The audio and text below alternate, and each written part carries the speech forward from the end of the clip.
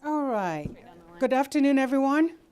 Thank you for coming. Could I please invite you all to move up front so we can have a nice discussion? This is going to be a really, really good discussion. And if you're sitting in the back there, the moderator can't see you.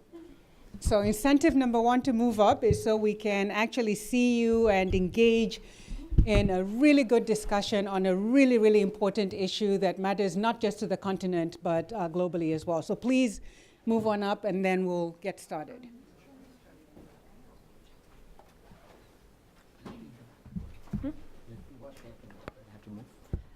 You might like slide to the side when you speak.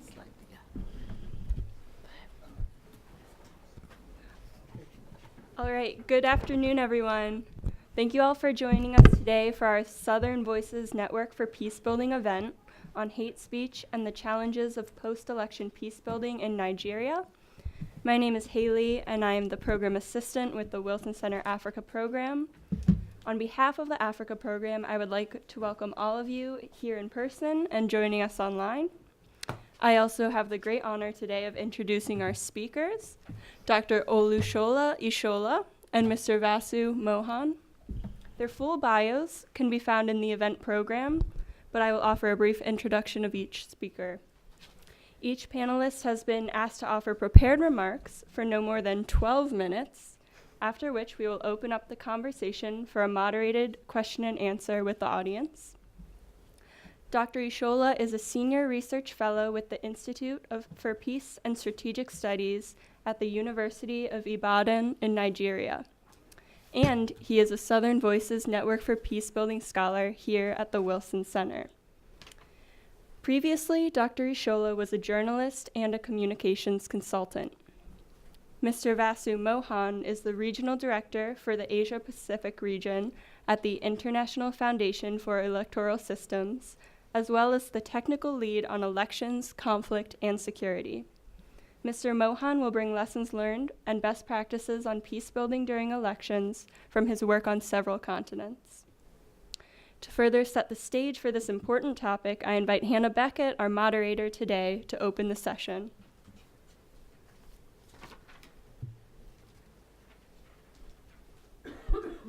Thank you, Haley. And good afternoon, everyone, again. I'm glad to see you here and that you didn't get stuck outside in the sunshine. So today's panel is looking at hate speech and the challenges of post-election peacebuilding in Nigeria and the United States.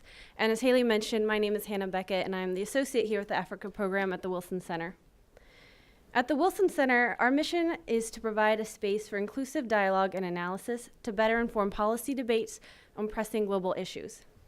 Today's event is held under the banner of the Southern Voices Network for Peacebuilding, and it embodies that mission. The Southern Voices Network for Peacebuilding is a consortium of 22 policy organizations from across Africa. It seeks to highlight African knowledge, research, and analysis on peacebuilding in Africa, and to bring that knowledge to bear on U.S. policymaking towards Africa by facilitating dialogue and information exchange between African researchers and U.S. policymakers and practitioners. One of the main ways in which the program does that is through the research scholarship. Scholars from member organizations are hosted by the Africa program for a 3-month resident scholar program to complete a policy-oriented research project and engage with policymakers and practitioners. We've been pleased to have Dr. Ishola with us for the last 3 months as one of our 3 current resident scholars. So before we begin, I want to note that for you who are following us on Twitter, you can follow the live tweets of today's event at Africa Program's Twitter account at AfricaUpClose, and you can contribute to the conversation using the hashtag #HateSpeechInNigeria, which is all one word. The theme of today's event, hate speech around elections and peacebuilding in Nigeria, is a pivotal and timely issue. Recent elections in Nigeria, including the 2011 and 2015 general elections, shed light on the intensity and severity of hate speech and the role it plays in intensifying social and political cleavages and tensions. Next year, as Nigeria celebrates 20 years of its transition to democracy, elections will again take place, and the peaceful transition of power plays a key role in strengthening the young democracy. However, it must be noted that this is not a Nigeria nor even an Africa-specific phenomenon or issue. Globally, the intensity and accessibility of hate speech is a cause for concern. and the balance between protecting free speech and checking harmful hate speech is further complicated by the ubiquitous use of social media. So today's event is going to look at some of those issues. It will seek to assess the policies, legislative acts, and mechanisms set in place to counter hate speech in Nigeria, but it'll also look at non-legal approaches that engage a wide variety of stakeholders, including electoral management bodies. By looking at lessons from Nigeria and other cases in Africa, hopefully this will aid in the discussion of actionable policy recommendations for countering the advancement of hate speech and contributing to peaceful elections. So Haley has introduced our speakers, and with that, I'll invite Mr. Mohan to open up the session. Great. Do we have the PowerPoint?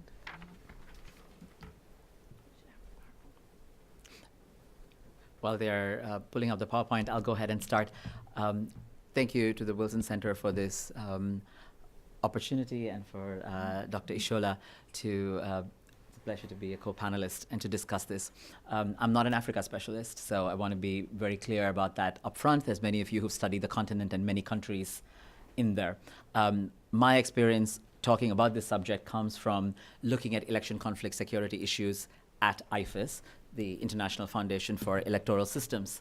And we are an organization many of you will be familiar with. We work with election management bodies and civil society to look at how to operationalize and support this principle that the will of the people shall be the basis of government. So really the electoral process, providing technical assistance to election management bodies, to civil society, and to other stakeholders to make the electoral process more free and more fair and more inclusive.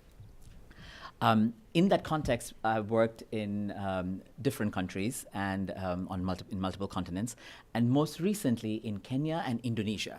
And as I was talking to the director of the Africa program here earlier, the issues around hate speech and elections are not necessarily continent-specific issues in the way we've dealt with some of these waves of democracy and institutions, but there are more commonalities between societies that have the same level of technological development and strong institutions and emerging consensus on what it means to be a member of that country and society. So it's a different type of learning between countries and continents that is possible and necessary in this area. So I want to start out really with forgive me for being a tad bit philosophical, but I really want to take this issue of hate speech first out of the context of elections, because elections are a place where hate speech is used and employed very effectively by politicians to, as Hannah said earlier, to utilize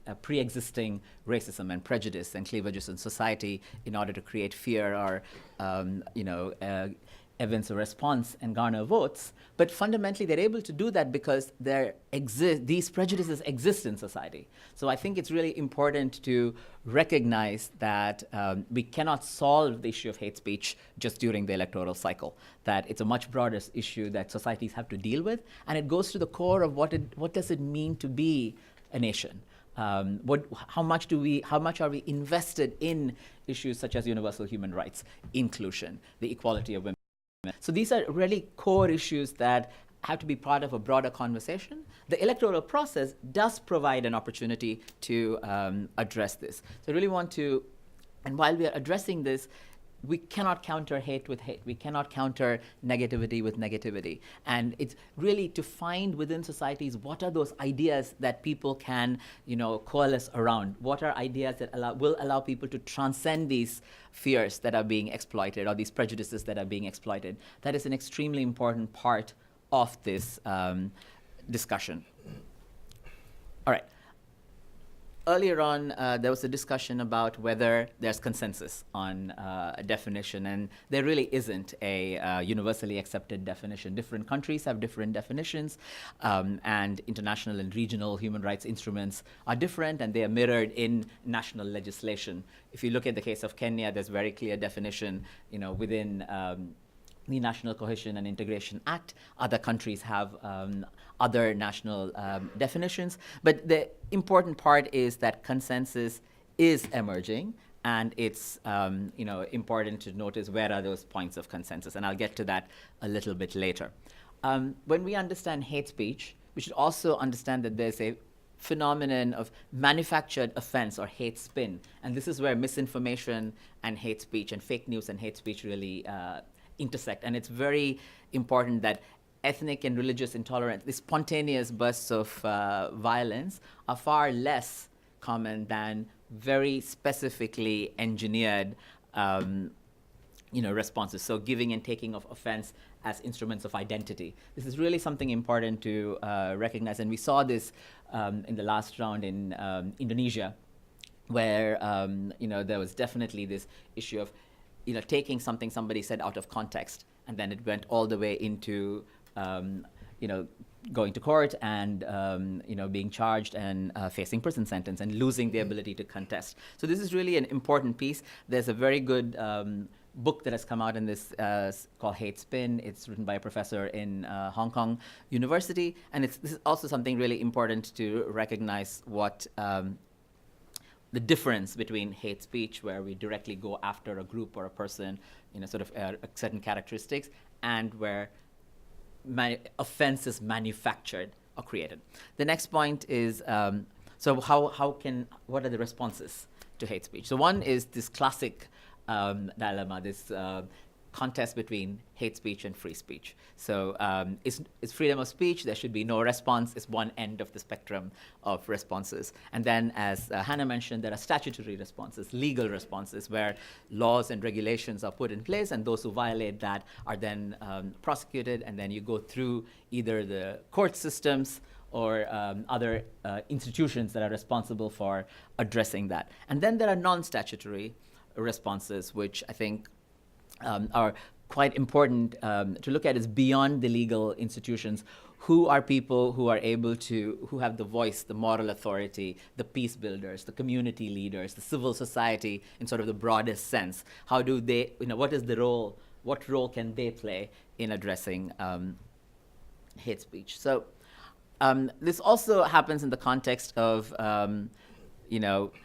a media that, there's basically media that reports and then gives more, amplifies the effect of hate speech. That is something we need to think about. And social media and the proliferation of hate speech in social media is also something that we need to address. From a legal perspective, we have the, for the first time, the Universal Declaration of Human Rights implies, the sort of, it doesn't directly touch on hate speech. The first time in international jurisprudence where we really talk about hate speech is addressed is the 1965 Convention on the Elimination of All Forms of Racial Discrimination. And it really talks specifically about race, but definitely idea of racially motivated violence. We also have the ICCPR, the Article 20, clearly places a duty on states to address this, and several national legislations actually mirror and go off of this. All of this information is in this document. I have 10 minutes, so I'm sort of rushing through some of these points, but we can unpack any of these later. But this is a white paper that IFES has produced that I co-authored with a very good colleague of mine, Catherine Barnes, and we have done extensive research and looked at how different countries are currently addressing, what are good practices, and make recommendations. So copies of this are available for you, but if not, you can also just do IFES hate speech. If you Google it, this document will appear, and you can look at recommendations there. Okay, next point, legal responses.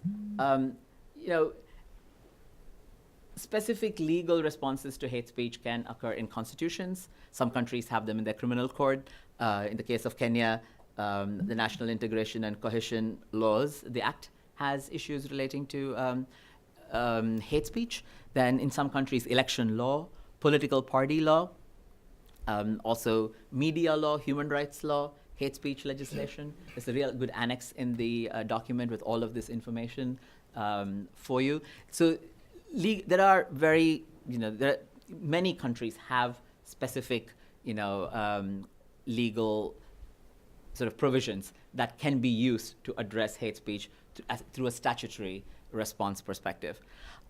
This definition is something that I like. This is from the Broadcasting Complaints Commission of South Africa. It's a fairly broad definition for hate speech, and earlier on, our director was asking whether there's consensus emerging, and these are some of the spaces where consensus is emerging on what is hate speech. This is a good one. There are others. There's a UN definition. There's a European definition.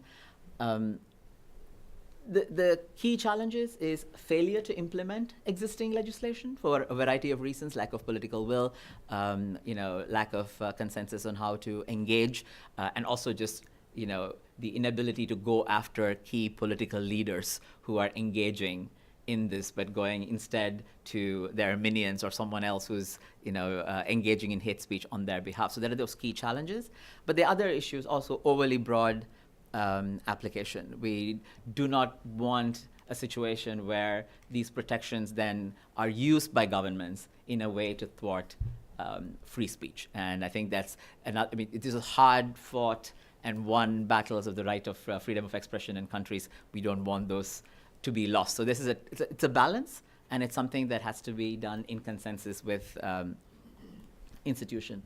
Another point that I really want to make is violence against women in elections. Some definitions include gender, and some definitions relating to hate speech do not include gender. It's the position of IFAS and this paper and several organizations that are coming to this, that violence against women, hate speech against women is integral to addressing hate speech, and that it has an adverse impact on the safety and the ability of women to run for office and to compete. So while this is something that is, some countries still don't have that in their laws, in terms of advocacy, in terms of organizational approaches, this is a key part of hate speech related issues.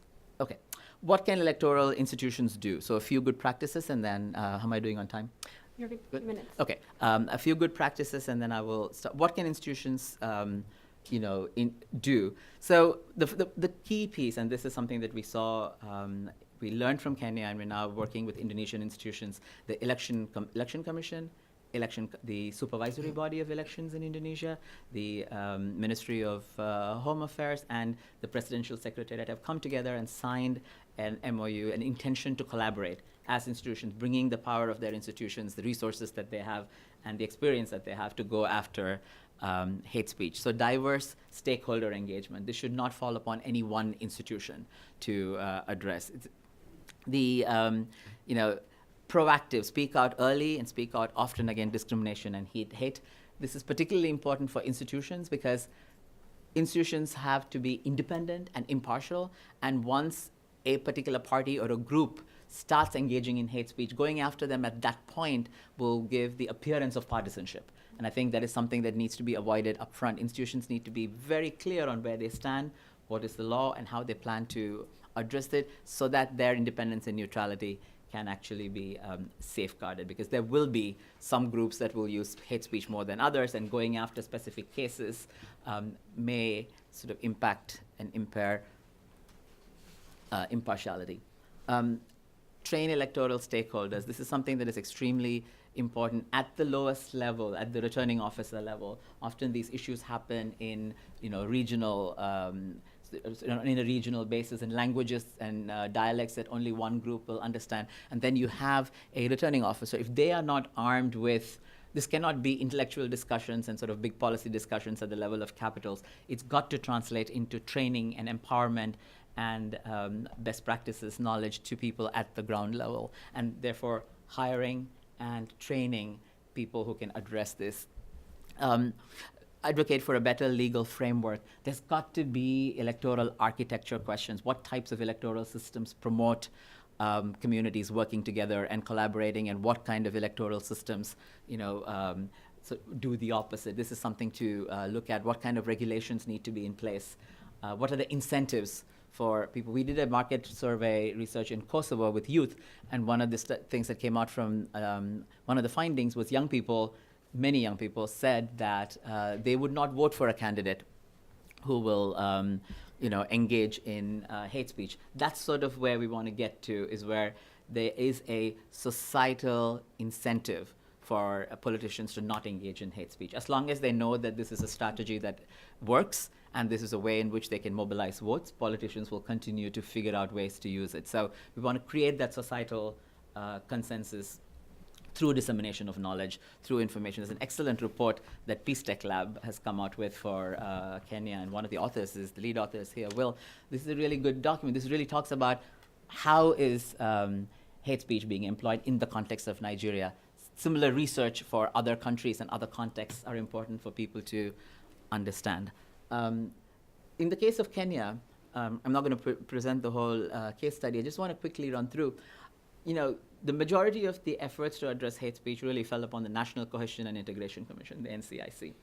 But when you're looking at the legal provisions in Kenya, you see that the Election Commission has a role in addressing this. The police have a mandate to address this. The Director of Public Prosecutors had a mandate to address issues of hate speech. The National Cohesion and Integration Commission, of course, the Registrar of Political Parties had a role. Media commissions, media law provides the ability to address hate speech. So one of the key learnings from this is multiple institutions have this mandate, and if they really looking at their own legal provisions and their mandates and trying to address this, this can be a more comprehensive response rather than an isolated response by one institution. No institution really should go out on a limb only on their, on their own. In many cases, they do. This is an important, concept. There's a lot of issues relating to Kenya that we can talk about later. Really good examples, some good public information material that was produced and used by electoral institutions. And this is a campaign called Better Than This on gender-based sort of electoral violence or violence against women in elections, and some fantastic media messages that were produced under this, and communities were mobilized to address violence against women in elections. So I'll stop with that. And sort of turn it over to Dr. Ishola, and then we'll come back if there are questions. We can address these. Thank you. Yeah, thank you. Dr. Ishola, please. Thank you very much.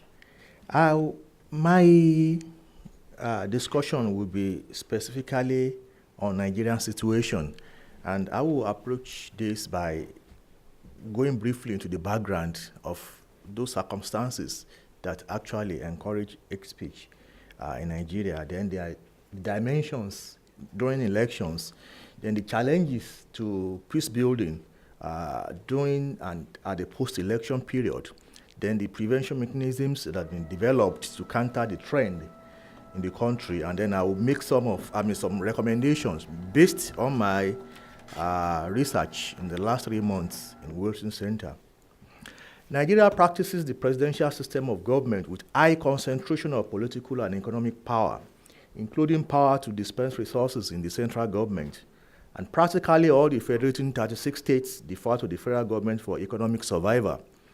Since the Constitution does not allow for a coalition of political parties in government, the willing party occupies the government seat for 4 years, hence making electoral conflict intractable, since there is no means to accommodate the opposition in government. The country had fought a civil war to keep its past together in the 1960s, and the soundbites of that bitter war still lurks around in the political environment. The country has a huge and diverse population consisting of about 250 ethnic nationalities within a population of about 180 million. Since resources are highly centralized, states don't have control over most of their natural economic resources. Hence, they are subjected to socio-economic, political, and cultural influences by the federal government, leading to frustration among the diverse ethnic groups. There is high youth unemployment, poverty, and structural violence. And of course, corruption is pervasive. All these features provide the fault lines for protests, which hate speech thrive on in the political environment, and election periods provide the opportunity for the diverse groups to ventilate their suppressed frustrations. Politicians, public officers, religious figures, ordinary citizens, and other ethnic jingoes spread hate messages during and after elections in both traditional and social media, in form of campaign advertisements, campaign slogans, verbal expressions, and discussions in physical and online fora as manifestation of their discontentment with the system. And in the last 2 elections, the social media actually played largely in disseminating hate-bound information And it was very convenient because identity is very difficult to establish when you are on the social media. And that makes it more dangerous. This manifestation sometimes translates into physical extent. Okay, during the 2015 elections, the use of derogatory terms in local dialects, such as pigs, cow, goats, cockroaches, and Boko Haris, were utilized to label oppositions. Some of these terms are highly volatile and insulting to specific local groups, sometimes who are perceived to be blocking others from access to power and suggestive of incitement to violence against them. For instance, the term pigs, which offends the religious sentiments of Muslims, suggests that some individuals are not clean and therefore not fit to live. Human Rights Watch reported that more than 800 people were killed during 3 days of riots during the 2011 elections. The National Human Rights Commission reported riots and violence incidents in at least 22 of Nigeria's 36 states during the 2015 electoral campaign and election period, which left at least 58 people dead and thousands injured. It actually traced these incidents to incitement and hateful communication deployed during election campaigns, and there were actually empirical evidences established by those organizations that makes hate speech to coincide with public violence and other varieties of riots during the elections. Now, I quickly move on to challenges to peace building after election. Ordinarily, the post-election period should be a time when political differences should be set aside for harmonizing various interests for national development. However, the echoes of hatred and division that manifested during the election period often reflect negatively on the relationship among the diverse groups, making reconciliation and peace building difficult, even after the elections. After the 2015 elections, Nigeria has witnessed a resurgence of the agitations for the creation of Biafra, which was the basis of the civil war in the late 1960s. The Biafran agitators and other groups that counteract them deploy hate messages in the services of their campaign, and that's very, very remarkable. Those who are against Biafra also engaged in, deploying hate messages against them, and the media, is in the middle. Prevention and mitigation mechanisms. The criminal code in Nigeria has provisions related to libel, slander, blasphemy, perjury, and other similar offenses. However, Section 95 of the Nigerian Electoral Act of 2010 contains provisions that prohibits hate speech during election campaigns and specify all the ingredients that pertains to hate speech, even though it falls short of explicitly labeling them as hate speech. It stipulates a punishment of 1 million naira or $2,777 or 12 months imprisonment for offenders. Nevertheless, and this is very, very remarkable, no prosecution has been recorded on the basis of this law. The Code of Conduct of Political Parties enumerates that no political party or candidate should make inciting statements through broadcast statements, handbills, pamphlets, leaflets, and other publications.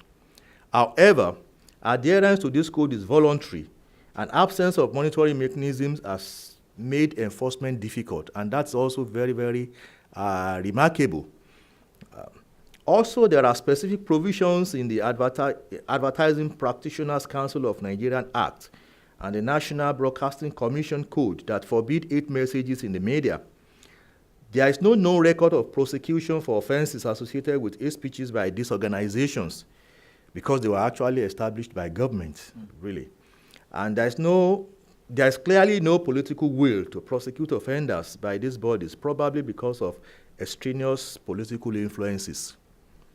The Section 26 of the Nigerian Cyber Crime Act 2015 prohibits the publication of racist and xenophobic materials in Nigeria.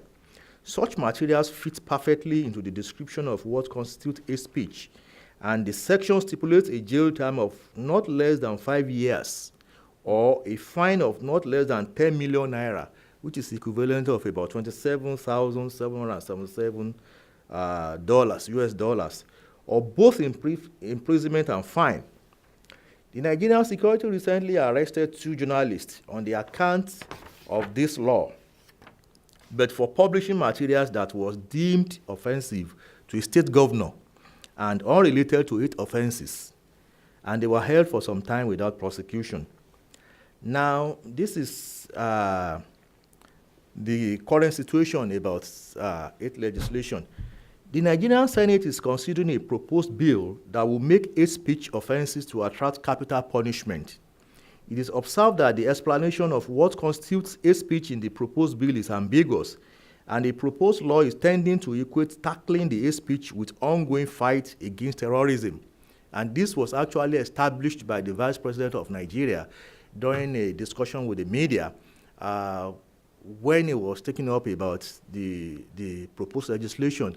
And he said it is part of the fight against the Boko Haram and other terrorists, because they also employ the media and they deploy hate speech in their campaigns too. The law is also proposing the establishment of an independent national commission for hate speech to determine the offenses and prosecutions. And there are insinuations that the proposed law is being targeted at the critics of the government, especially the media and separatist agitators. It is, however, very clear from public reaction that such bill is not likely to be passed into law in a vibrant democratic environment such as Nigeria, because already the media are mobilizing and the civil society are waking up to actually criticize the proposed bill. And we are waiting for the public hearing on the bill, even though it has reached the second stage in the National Assembly. But I believe that by the time the public hearing comes about, a lot of other issues will result from that. Now, here are some of the recommendations that I'm making. The Independent National Electoral Commission in Nigeria should consider collaborating with civil society organizations and the media to establish campaign efforts to educate the public about the evil effects of hate speech and its deleterious potentials on the Nigerian state and societies. Such public enlightenment and massive education could be started right on time before the next election in 2019 to forestall another violence that accompanies elections in the country. And just like Ron said, taking legal perspective will not solve the problem because of what we are experiencing, especially in relation to the cybercrime law.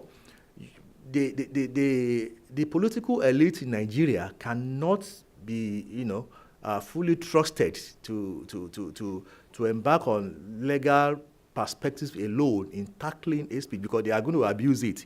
So the best solution, as far as we are concerned, is for the civil society and the Electoral Commission to activate modalities to ensure that they educate the electorate, they educate the public, and just like he suggested, to also ensure that all stakeholders are enlightened and trained on what constitutes hate speech, so that they can work against it.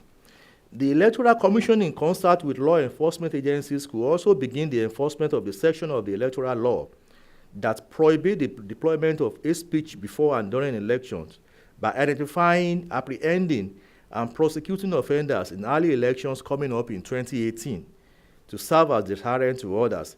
This process will enable the Nigerian judiciary to provide intellectual framework and well-grounded interpretation of laws that pertain to hate speech offenses, to provide legal precedents that could nourish the efforts towards countering the trend in the country. And this is also very important. During my stay here, I've been able to research into precedents, and I've not found, many that has established hate speech legally that has punished offenders. And we need this in Nigeria in order to counter the trend. And I'm suggesting that we are just a few weeks away from some local elections in Nigeria. If the Electoral Commission can begin now to put modalities in place, for identifying offenders and for punishing them and, putting them into court, perhaps maybe we'll be able to have some interpretation of some of the laws that, I've mentioned, and that could actually guide in the way forward in tackling hate speech in the future election. But we are very close to another election in 2019, and there's an urgent need to address the situation now. Thank you very much.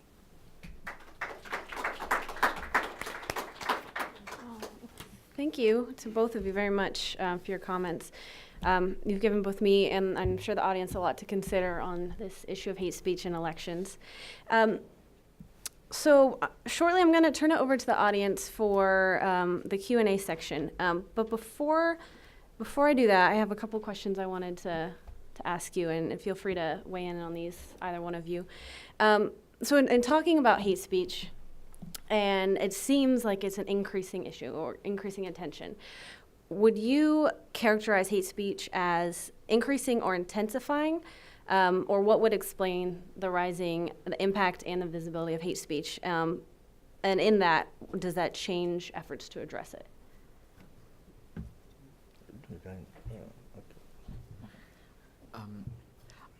So is there an increasing is hate speech increasing? This is a question that,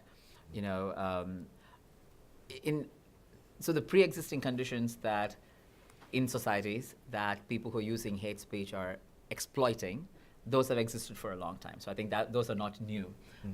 Tribal, race, caste, religious, whatever country context we are in, those prejudices already exist, and those are not new. What the electoral process has provided is a space for these issues to become part of party platforms or, politicians' sort of campaign messages, right? And that, I think, the way in which political campaigns have transformed in these last 2 decades, I think that's really, what has brought this up to the forefront in a way that was not possible before. The speed with which information and disinformation moves, the speed with which these sort of really hateful messages are propagated and distributed, and the anonymity in social media, to some cases the anonymity, and some cases these closed groups within which hate speech provide, all of these things have changed. I think social media, particularly being unregulated, in one study, one of the focus groups, people would say Facebook is effective and cheap, so why would we not use it as a way to get messages out? So these kinds of, so I think the environment in which political campaigns are functioning has changed, and that has dramatically changed the spread of hate speech.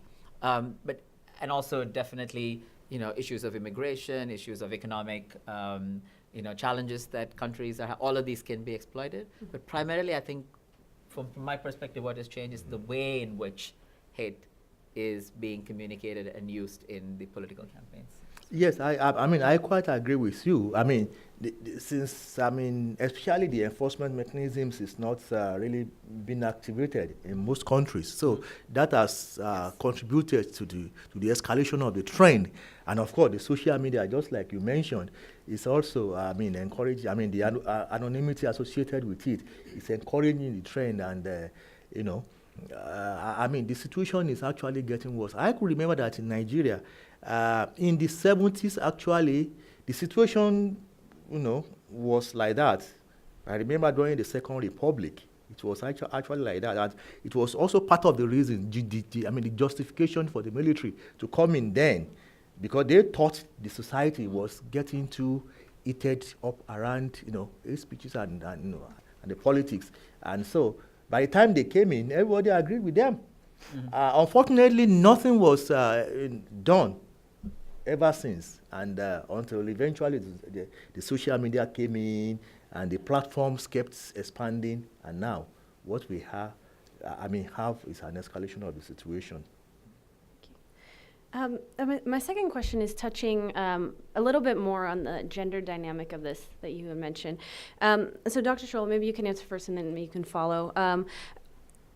In looking at the way that hate speech affects women and perhaps disproportionately, can you describe maybe how that is manifested in Nigeria, and then if you'd like to address other ways, and also perhaps how that would affect responses to it? Well, I think in Nigeria it has actually contributed to the reason why more women are not participating. Because often women are subjects of a speech campaign when they contest in local elections. The tendency is that their opponents want to project women who want to vie against them as irresponsible, and also arguing that the women should actually sit at home and be taking care of the kids, and projecting them as women who don't subject themselves to their husbands or to the male domination in the society. That tends to discourage women. And that's why I'm very glad that IFEX is now focusing that aspect of the, of the campaign. In our National Assembly today, I don't think we have up to 30% of women representation. And that's a very big issue. Even at the local elections, that's a very, very big issue because women are marginalized, and there's no effort to actually redress the situation. So perhaps if we are able to address the problem of hate speech, it can actually encourage women participation in politics. Yeah, no, I would definitely second everything Dr. Ishola has said. I think violence against women in elections is sort of a broader issue, and barriers to women's political participation. There's financial barriers, there's societal barriers, there's a range of issues that affect women's political participation. But hate speech increasingly is becoming a very effective tool to of people who are going at this to really sort of undermine women candidates, their ability to contest and to be in spaces, public spaces, and to talk. And it's really what in some parts of the world is called character assassination. And it really is, it cripples the ability of women to run for office. And not only does it impact those individual women candidates against whom it's directed, it also creates an environment of insecurity. And we have no way to really measure other than to how many women self-select not to be part of politics, because they want to both protect themselves, but more importantly, protect their families. There's and in that sense, it's not as much hate speech, but as intimidation of very targeted threats to family members, but also talking about women. This is also another issue that's not something that happens somewhere far away in developed countries. Developed democracies have these same issues as developing democracies. So I think it's it's an important issue, and I think in the paper we raise this as a core part of addressing hate speech, and refer to other work that has been done in this space to address violence against women in elections, more extensive work, including the work that IFES has done in this area, and sort of, every issue that we raise, every recommendation has a strong gender component that needs to be weighed in. How does this particular intervention differentially impact women or men, or how does this particular challenge impact women and men? So I think women who are running for office have all the issues that men have, in terms of hate speech, but then in addition to that, they're targeted for being women. And it's again part of a societal conversation that needs to happen, not only during the time of elections. Well, I'll save the rest of my questions to give the audience a chance to weigh in. So the way I'll do this, I'll take 3 questions at a time. And if you'd like to ask a question, just please raise your hand. One of my colleagues will hand you the mic. Ask that you would give your name and affiliation and to whom you're addressing your question, and also limit your question to 1 minute so everyone has a chance. So, yes, Mr. Fergio. Hi, Will Ferrajaro, consultant for Peace Tech Lab. I guess I'm wondering, I think all of these points are really well made about the particular context in Nigeria, but I'm wondering if more could be said about opportunities for, say, a political compact about hate speech, because we have the examples of language used by then candidate Buhari, I think it was back in 2011, that was then perhaps hate spun to have a different connotation. And then we had the ex-governor of Katsina State referring to opponents as cockroaches. So it's not that this is just amongst the average Nigerian, but in fact there's, as you refer to, moral authorities, people who have public leadership and public authority. So I'm wondering if you could speculate a little bit about the role of, say, a political compact, an MOU about political leaders coming together to ban the use of hate speech. Thank you. Thank you. All right. Yes, Dr. Femi. 3 questions. Thanks very much to the speakers for a really insightful and very engaging talks. I guess my question, or rather my comment, is a more conceptual one, and it's more for Dr. Ishola, but perhaps Dr. Mohan can also chime in at some point. It seems to me that Dr. Ishola, in your talk, particularly the main part of the talk before you got to the recommendation, you spelled out very nicely the systemic and structural essence of the enormity of the problem, because I think this problem is actually more deeper than the notion of hate speech, right? As you framed it, you're telling us we need to think about the ways in which the civic is conceived in societies where the post-colonial state is rather troublesome. I think that's really where you're going with your analysis, that these are really societies that are structurally and systemically divided, deeply divided societies on the basis of communal identity. And I think in the case of Nigeria, it's particularly telling, more so than Kenya, I would argue, in large measure because the fault lines of Nigeria's ethno-religious divisions are real and they're very deep. I mean, can one just simply imagine the core Hausa Fulani, Kanuri North, having a conversation with the rest of the country on what is hate? I mean, that itself is encoded with all kinds of very troublesome ideas in of itself. And I was wondering, I mean, because we need to also frame this in the context of reality. The core Hausa Fulani in northern Nigeria in juxtaposition to religious minorities in the north, and now in juxtaposition to the central part of the country, right, the Middle Belt, and now in opposition to the south of the country. So now we can now begin to see how building consensus around the idea of hate speech becomes really very, very difficult. I am not saying we shouldn't engage this issue, we ought to, but also we need to be very, very careful in the ways in which we engage the subject so we don't fall into a particular Western liberal trap that imposes concept without really telling us about the enormity of the kinds of challenges we're confronted. Now, I was wondering perhaps you can respond to that at some point. Okay. Thank you. Thank you. All right, another question? Oh, yeah, this gentleman here. Brian Bruns, sociologist, independent consultant, doing some work in Nigeria. If you could maybe talk a little more, your book has a little thing in reference to counter speech and responding and so on, and maybe talk in particular whether there are lessons that can be learned, particularly like from WhatsApp, which is probably beyond regulatory control, and either in general, or we have cases like last year where you had this group of ostensibly northern youths making threats about Igbo people and so on, and it was slow, but you did finally have responses and pushbacks and people emphasizing, other values, nationalism, benefits from Igbo, economic integration, and so on. So are there some kind of positive lessons or ideas about what can be done in terms of kind of counter speech and engagement? Thank you. Great. All right, thank you.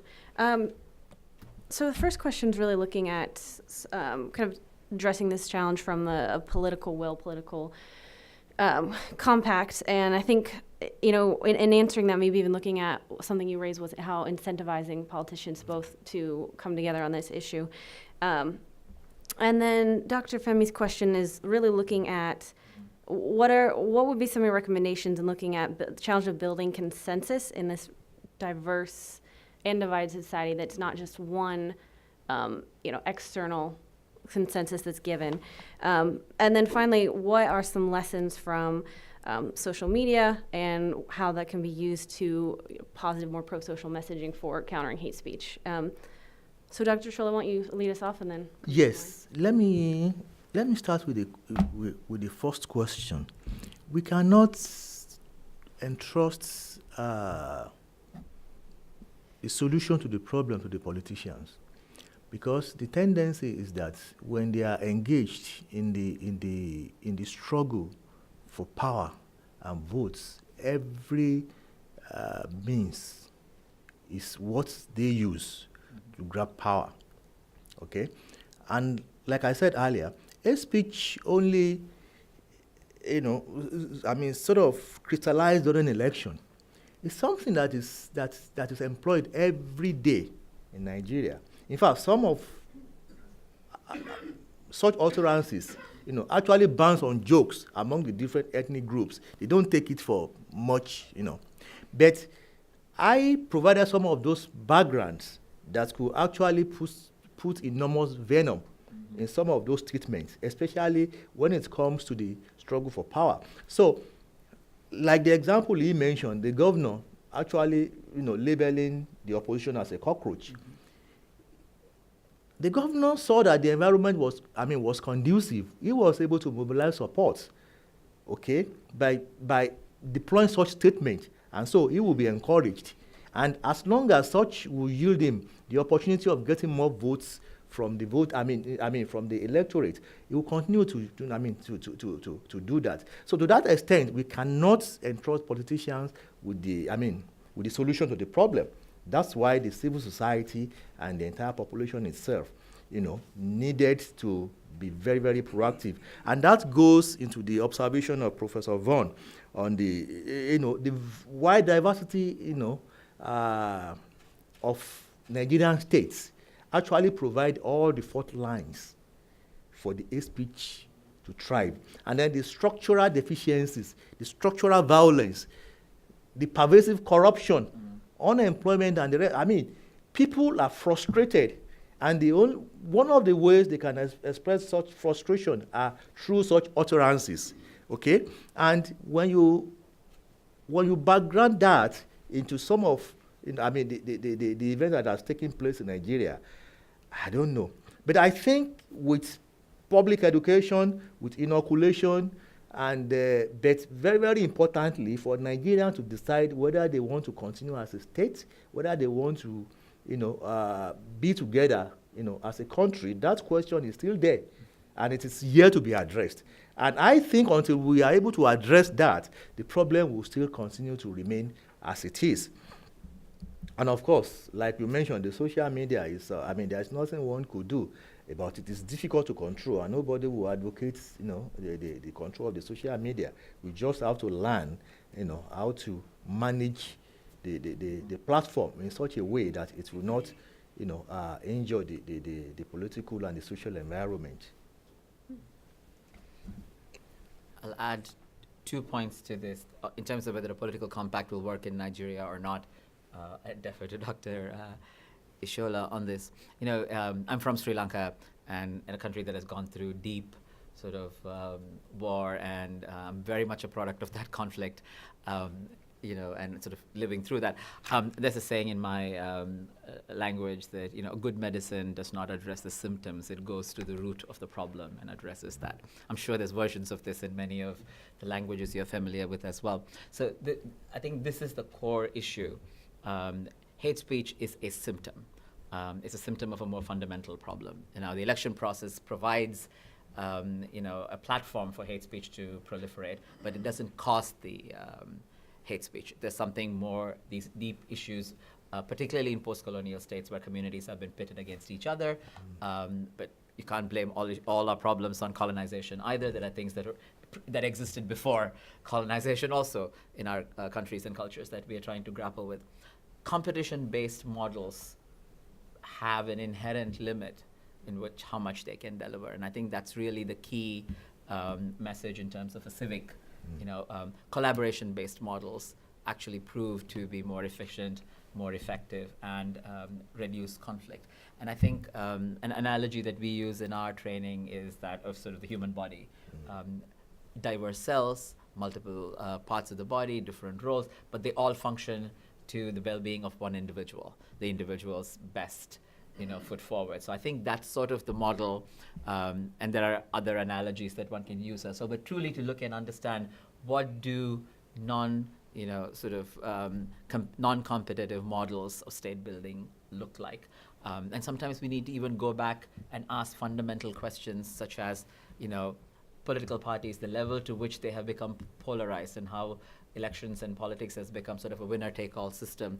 How do we address these? How do we compensate for these? Some of these, these key questions that we assume is the best way to organize societies, are they really still valid, or are there better ways to organize ourselves? Definitely, we know that elections are important. People should have a way, but there's nothing that says the level of corruption that has come into the political process, or the level of polarization amongst political parties, or the effect of money in politics. These issues we should not take for granted and say this is a sort of inevitable way of doing politics. We should really question those. And I think that deep question of what does it mean to be a nation, and also what does it mean to be a nation and a part of a global community, this idea of sort of a world society that is becoming increasingly under attack, and people are retracting into sort of national trenches, and then within that tribal. So we went from being small nation states to sort of large groups of countries, and the United Nations sort of emerging out of this, to now going back, taking backsliding as we are talking about this. So this is something that really needs to be addressed, and the electoral process does provide an opportunity, and that's really sort of both in Kenya and Indonesia, the conversations that we've been leading is hate speech is going to be used. That's a given. It's going to happen.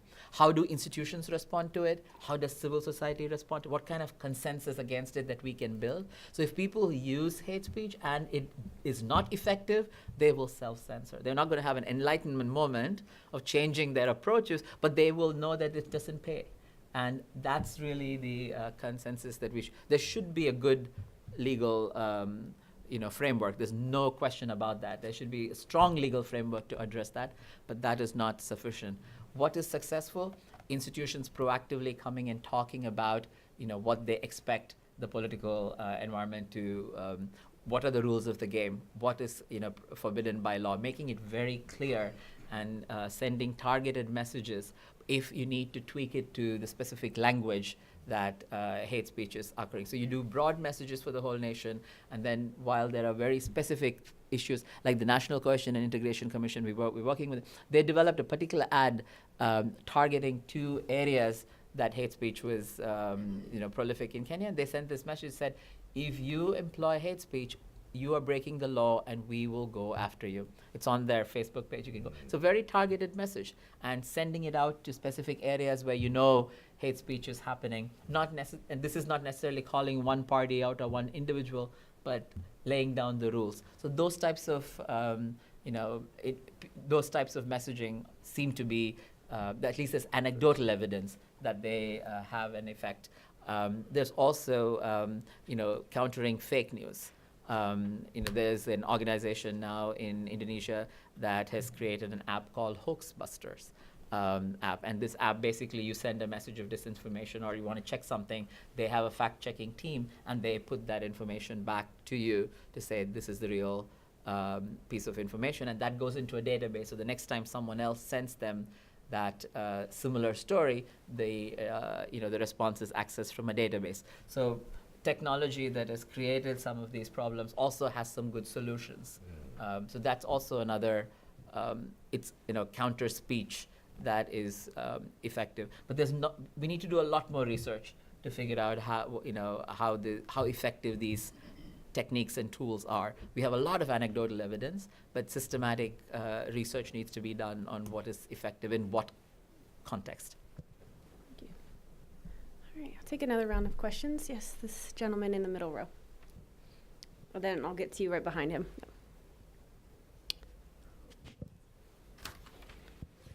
Chief Onka Okwa from Nigeria, visiting from Nigeria. And I happen to be also, I've also practiced politics there. Okay. So I have some experience in dealing with this issue. Dr. Shala, you've done a very good job academically in outlining some of the issues involved. And then Dr. Femi,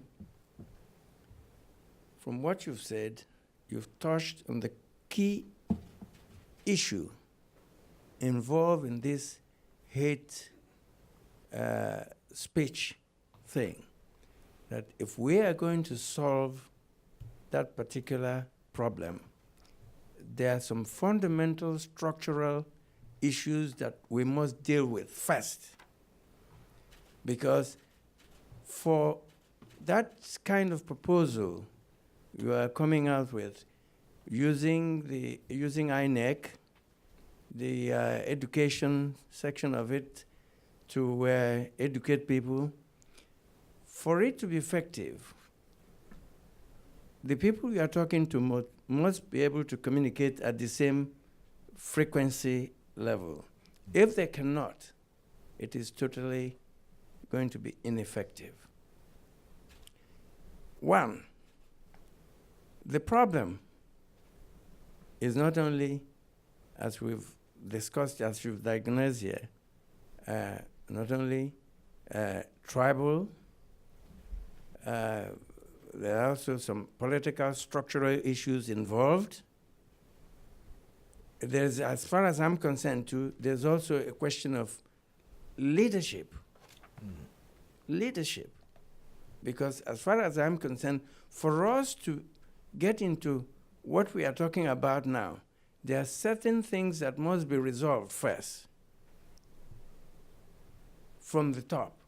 That is, there must be an effective, we must solve the leadership question first.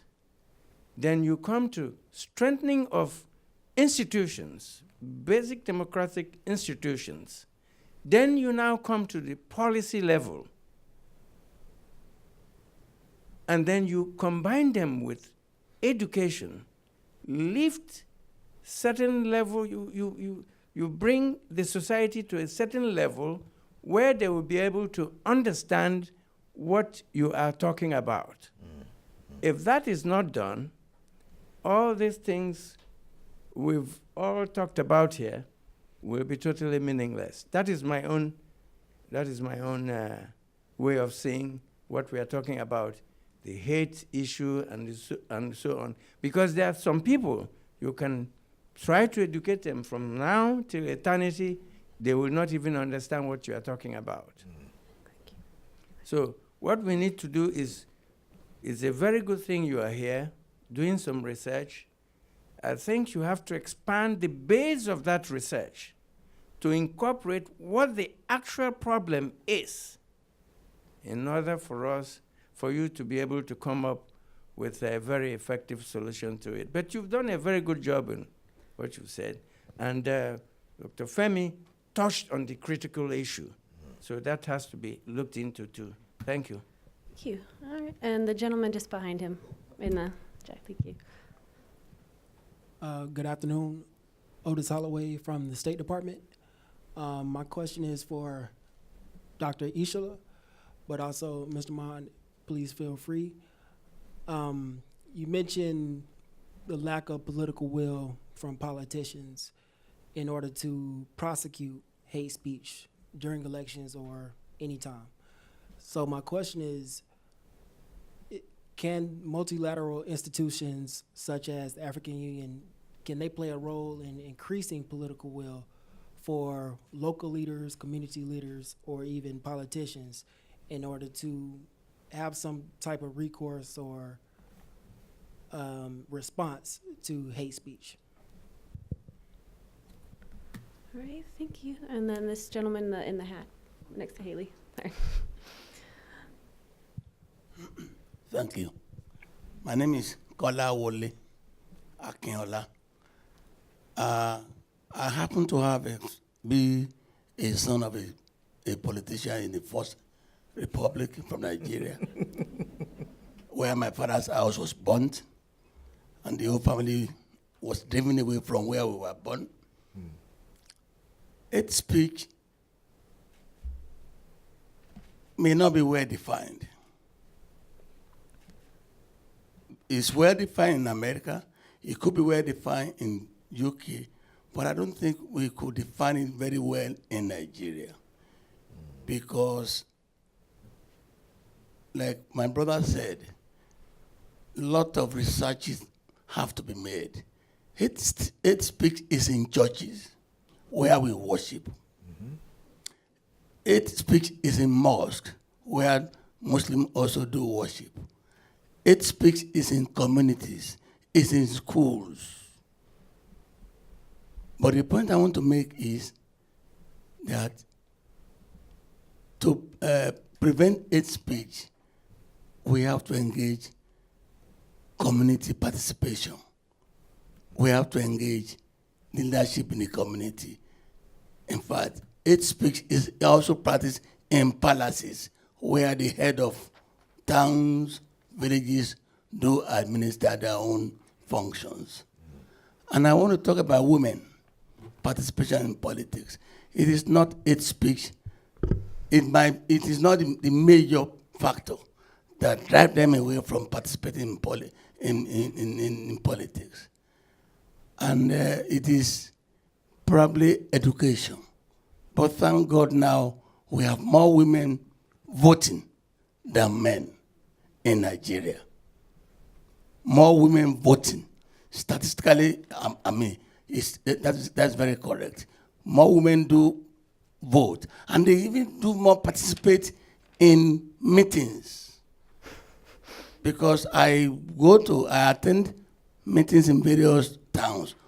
In Saleko, for example, in Lagos, we have more women in the meeting than men. And we have them more on the line when we are voting. So I think what we need is, like my brother said, public enlightenment and education is very, very important in our side of the continent. My last point, sir. Yeah. Okay, last one. My last point.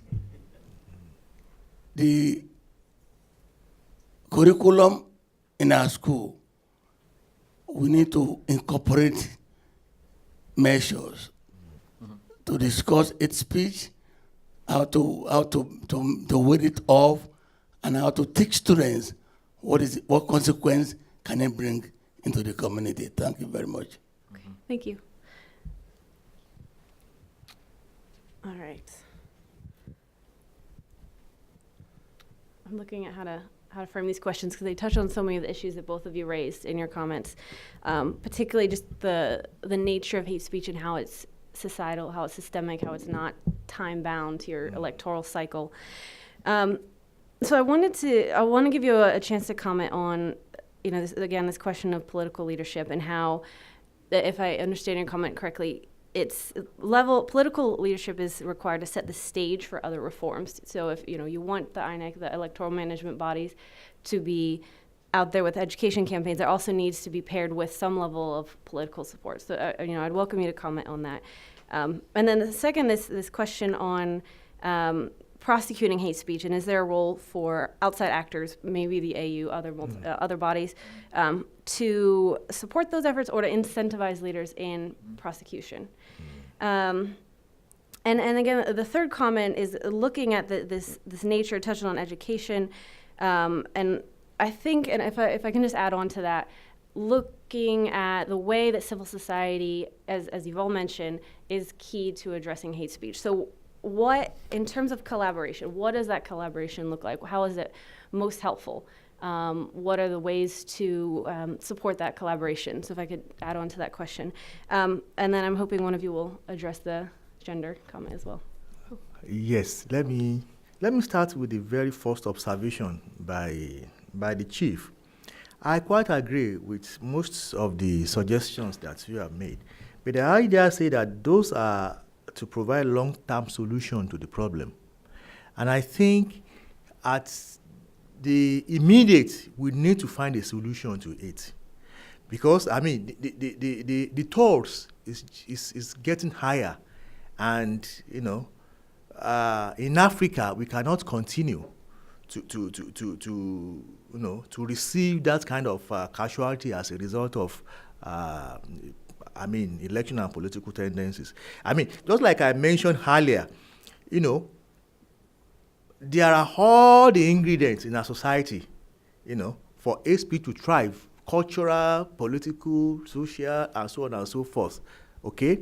But we know that the election period and, political reasons are part of the most vociferous reasons why this thing, turned violence, in time. And of course, on the continent, you recall that we have had war situation, like in Rwanda, for example. Before Rwanda happened, there was a big AIDS campaign in the media among the people, to the extent that they were even given instruction, about where to get weapons and the rest. We've had the same experience in Nigeria. It's just that we played it down. Because I was matured enough in 1983, during the transition then, in Akure, when, the state radio were being used to tell people where to get cutlasses and to give instructions on the location of politicians. And people were being killed and houses were being burned, just like my brother said there. All of this were actually, done on the platform of the media. And there were empirical evidences to show it, that the media played very, very active roles. And 8 messages projected on the media contributed. But if we are waiting until we solve our leadership problem, until we solve our political problem, until we solve our diversity problem, we'll wait until whatever. So let's think about now. What can we do now to reduce the situation and manage it, to the level where we reduce it? And that is why I agree with education. Immediate education of the population is very, very important, and that is one thing that we need to do. Then the question of multilateral institutions, yes, they can play very, very, very big role. In fact, one of the things that I'm suggesting in my paper is that the AU probably needs to have a special session on this, on this situation, on the hate speech situation and violence during election, and come up with some mechanisms among the member states, to implement, some of their decisions on what to do to curtail the situations in election because of the tools that has been, But unfortunately, I don't think the leadership of the AU themselves are paying attention to all. But I think they have a very, very big role, and some regional organizations are also beginning to play roles. I know that there was a meeting in Rabat, Morocco, where some decisions were taken, but the implementation is another thing. So the multilateral organizations have roles to play. Then the problem of definition in Nigeria, hate speech is something that that is pervasive in the culture. There's no doubt about it. But the problem is when it now becomes violent. Okay, that is where the problem lies. And of course, women in politics is culture. There are cultural dimensions. There are other dimensions to it. But just like Mara said, hate speech reinforces whatever other contributions that reduces women participation in politics. Of course, the school curricula and is part of the educational thing that I think must be considered by the civil society and the education department.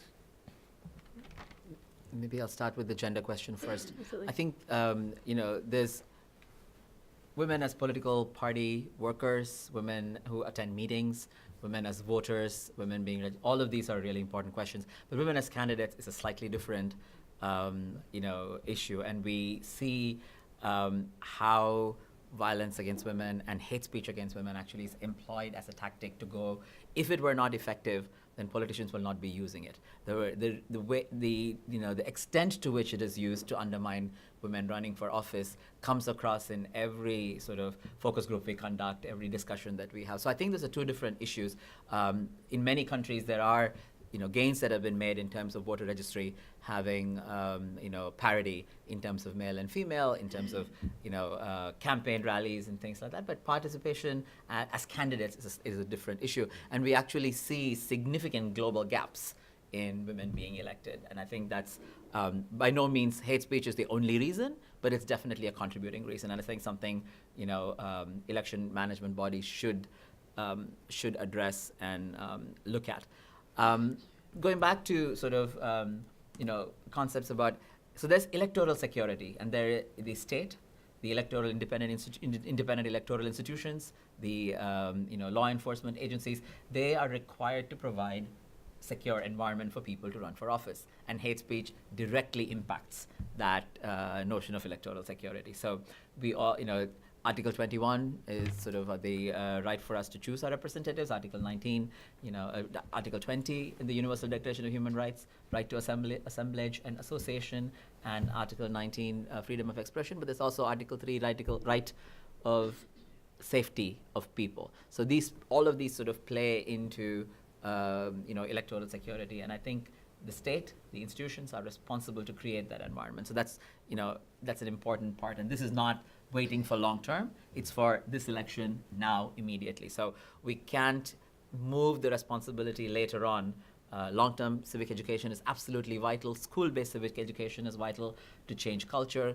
More research is needed, more conversations are needed, but also immediate action is necessary to address electoral security. And then there's the issue of electoral integrity, where elections are run according to international standards and good practices, according to regional, such as the AU, the regional declarations, the regional treaties, and the national constitution and election law. So electoral institutions need to exercise their every effort to run elections that are, that have integrity. And for that, we require what is electoral leadership. So people who are appointed to independent institutions need to be beyond managers of processes and be ethical leaders in that space. And that's, you're not waiting for politicians. So it becomes a cycle, right? If the process lacks integrity, it's going to put out people who also don't have the integrity. So I think really this ethical,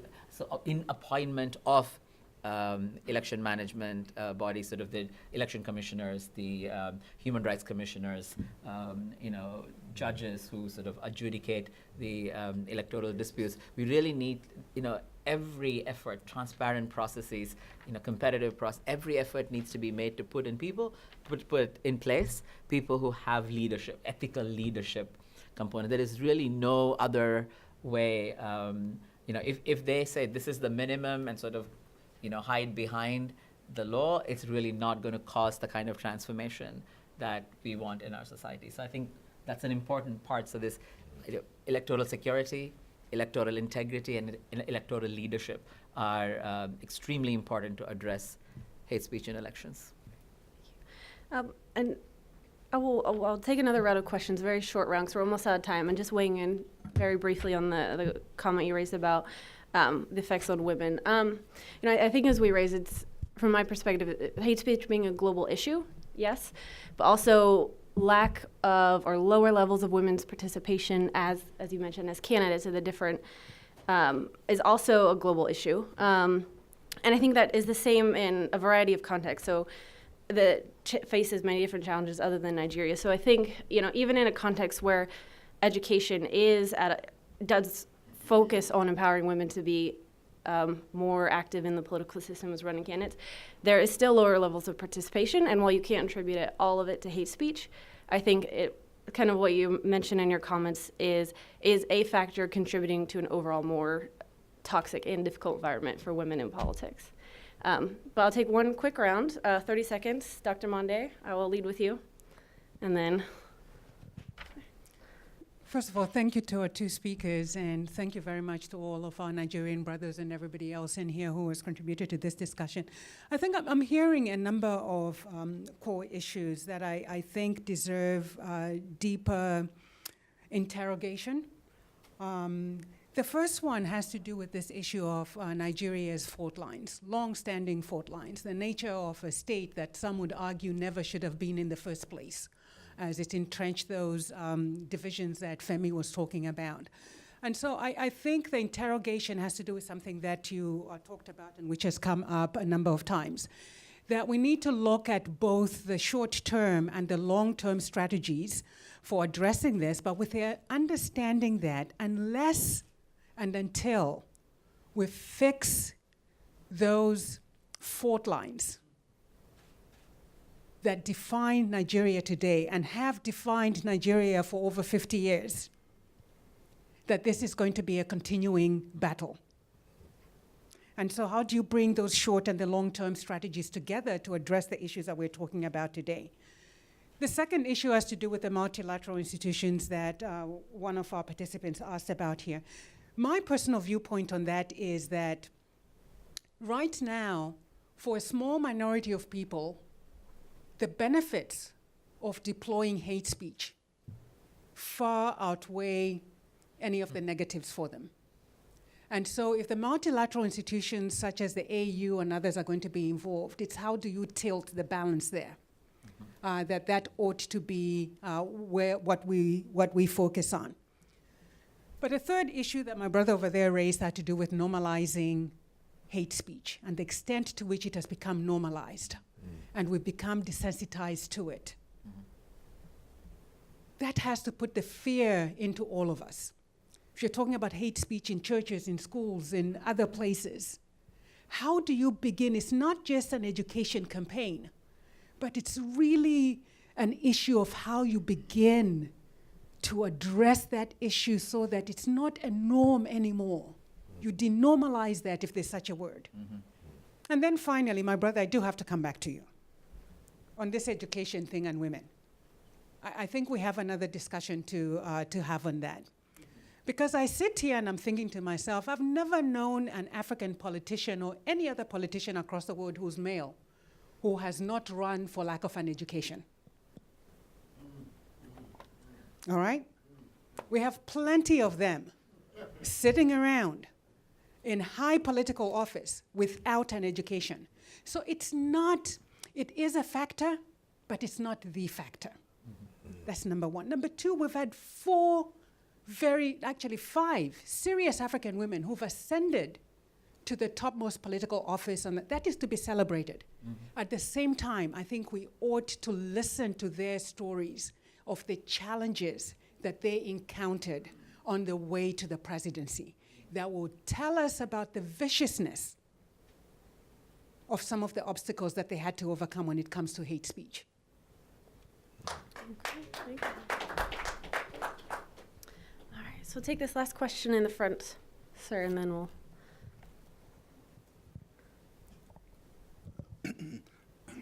I'm Timberg, consultant.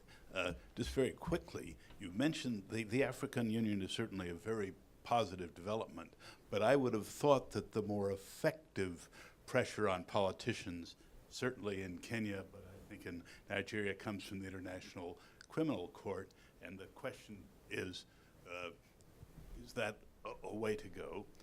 Secondly, a marvelous point about the difference between the short and the long term, that hate speech is a presumably short-term response. The long-term response is obviously to do something about hate. But it seems to me that Nigeria has a particular problem.